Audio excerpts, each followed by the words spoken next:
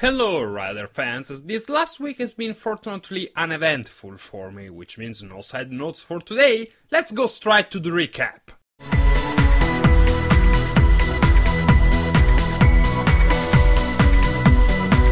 Does any of you remember the reaction I had to that thing? You know, when Oren fell for Takatora after their first meeting? Well, here's a little reminder.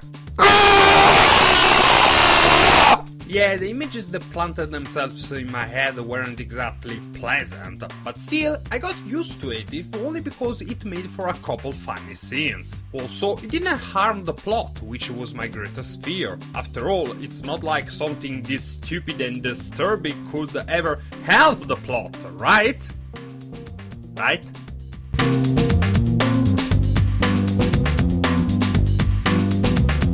After Kota's victory against the Mushu in the last episode, we see him rushing around looking for his sister. Akira headed to an evacuation point only to find from an elderly couple that no one is there to actually evacuate them. She gets saddled with a side quest, and then we cut to a cybernetic meeting of who I guess are the leaders of Yggdrasil International, which is one of the funniest things ever, since these guys are complete overactors and their accents are ridiculous. Also, double subtitles. But then Darth Coward, yes, that's Ryuma's Sith name from now on, intervenes and tries to bring them to his side by sharing the secret of Helheim with them. He fails, so he decides to reveal all the secrets of Yggdrasil to the world, effectively making them go the way of Umbrella Corporation. Back in the real world, the after effects are already being felt all over the world, as they should. Sawama is completely overrun with invests, and Minato tells the Gatorade Riders that the SDF and police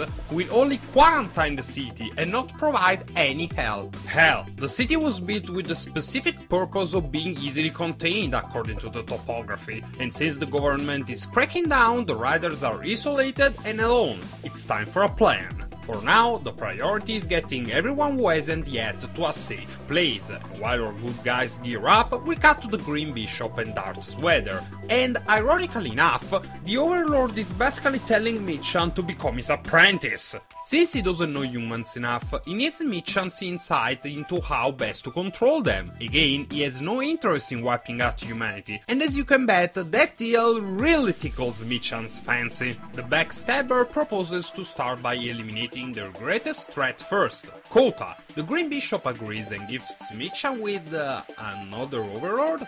I mean, it's an invest and he speaks, so... well, they never say that the three were the only ones, so welcome, Yellow Poon! Back outside the tower, the riders are cleaning up the city. We focus on Kaito and Mai for now. The dancer is distraught because of the city's situation, completely emptied of people and life, but Kaito reminds her that they are still there, fighting. The city isn't lost yet. Then we have a nice conversation about Mai's strength and Kaito's own strength, and she tells Kaito that he's the reason everyone is fighting together? Okay, it's probably the reason Minato is helping them, but everyone else? Zack was already willing to fight alongside Kota on his own. Oren is doing it because Jonouchi wants to. All Kaito did was take the lead in the last battle. Saying that everyone is fighting together because of him is a big fucking stretch. He's probably the best suited to lead in battle because he's the most level-headed of the group, but he's only working with others out of necessity. And I already stated how strange it was for him to suddenly care about what happens to the city, didn't I? This better not be amounting to anything weird, Urobuchi. Now, let's go back to Mai's confession, which gets interrupted by the appearance of a crack and Kota's arrival, and then we move to Bando who's still open?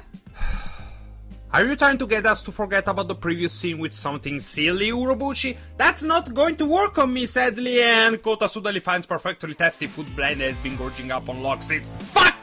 Before we can dwell on what that means, Minato calls for Kota's help. She has apparently noticed some weird invest, whatever that means.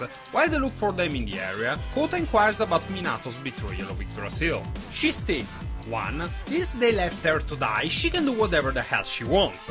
2. She didn't escape because she's interested in seeing how far Kaito will go in his quest for power. Thank God someone still remembers that Kaito is out for himself first. And speaking of assholes, Darth Sweater and the Yellow Pawn are preparing to spring Michan's trap.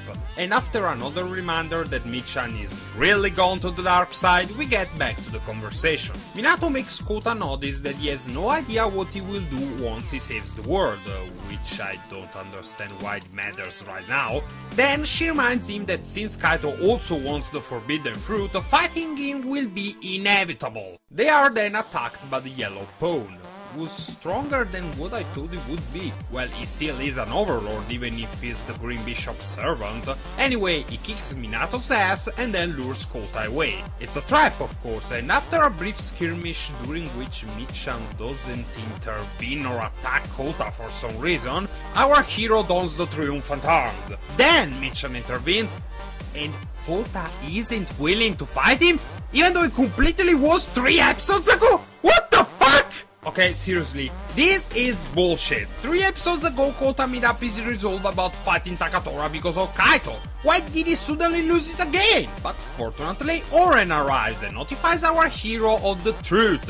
This is an imposter! After realizing that, indeed, he had been getting his butt kicked for nothing, and because of sloppy writing, it's Zenith Arms time! Time to cut an overlord down for size and squash grapes with your feet, like the days of old! Also, dual wielding! The battle that follows is more entertaining than the one from the previous episode, also thanks to the different background. Also, it has humor, Kota being a badass, but unfortunately not Kota discovering who his would-be assassin is, since Darth Sweater gets away at the last second. The episode ends with Michan lamenting how Kota seems to never stop getting stronger, but still, he reaffirms his resolve. Kota is still gullible and not as smart as him. He will find a chance to strike, and then he'll have the last laugh.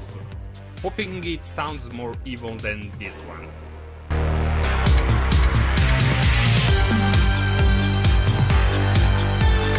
Where do I begin? Well, I guess with the fact that goddamn Urobuchi managed to make proper use of something like a gay crush. It was a stroke of genius, really. Kota would have never believed someone right out telling him that Michan was trying to kill him. This way, the revelation is very gradual and it will make Kota accept it in the end a little more easily. Now for the rest. As I've already stated, the Kota suddenly froze again at the prospect of fighting Takatora is bull fucking shit. Then there is of course the fact that Maya and Kaito are most definitely the only official couple of this show. But seriously, Kaito being the reason everyone is fighting together? Paradoxically, Kaito was right in saying that it was because of Mai. She's the one who brought the Beat Riders together, which includes Jonouchi and Zack, when Kaito couldn't really give a shit. The only thing Kaito is doing right now is being the leader they need. But as Minato thankfully reminded us, he's still hell-bent on becoming the most powerful, and seeing how in the grays, there is no telling what he will do to Earth if he gets the forbidden fruit. And speaking of fruit, goddammit Ryoma, you're a fucking hack! Kota's physiology is already changing by eating Helheim fruit with the driver. If he becomes a full-on overlord, I'm coming to get you! Lastly, let me add that it was a shame that we saw so little of the Yellow Pawn. He was very entertaining both personality-wise and in battle. Damn you, Darth Sweater, this is on you again! With that said, that's all for today's episode, Rider fans. I'll see you in 2 weeks, since Kamen Rider is on break next Sunday. Let me know what you thought of the episode in the comments, and don't forget to like, share and subscribe! Jane!